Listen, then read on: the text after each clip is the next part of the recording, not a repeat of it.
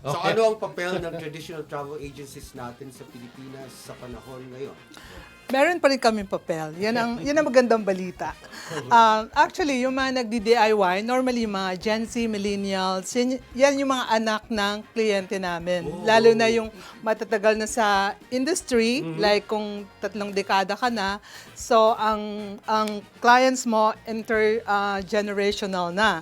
From nanay, to lola, nanay, hanggang sa apo. So, yung mga apo, yun ang nag-arrange ng travel normally. Pero ang magbabayad lola.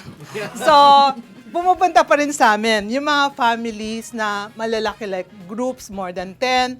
Kasi, to be honest, makakamura ka kung grupo. Pag dumaan ka sa travel agency, nakita niyo po ba yung booking platform ng mga airlines? Normally, hanggang 9 lang yun. Oo, Okay. so hindi ka pwedeng mag-book ng more than 10.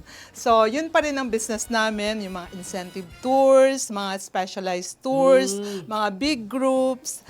Yun pa rin po ang Core. karamihan ng businesses ng travel agency. So, plus may age group to. Lolo, Meron din. mga tito. Oo, uso kasi yun eh. Yung pa-travel ng mga buong family. At saka, oo. Yung travel na hindi marunong mag-book na yan. Yes, like seniors. Oo. Sige. Actually, malaking challenge yung mga DIY ngayon. No?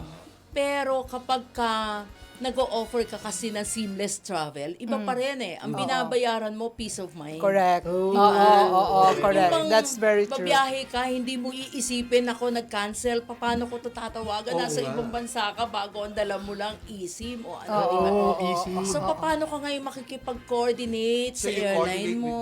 with the travel agency? Ang travel agency ang kakabugin mo. Sila ang magtatrabaho. Kapag nasa ibang bansa, naglalakad ka sa Vatican. Oo. O tapos na mismo ang isang flight, ang tren.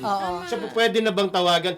I-book mo ako Yes. ng panibagong Yes. Yan ang magandang travel agent na dapat kasama mo Dependable. lagi. Oh, At pero saka saan nangyayari reliable. ito? Yes. So halimbawa,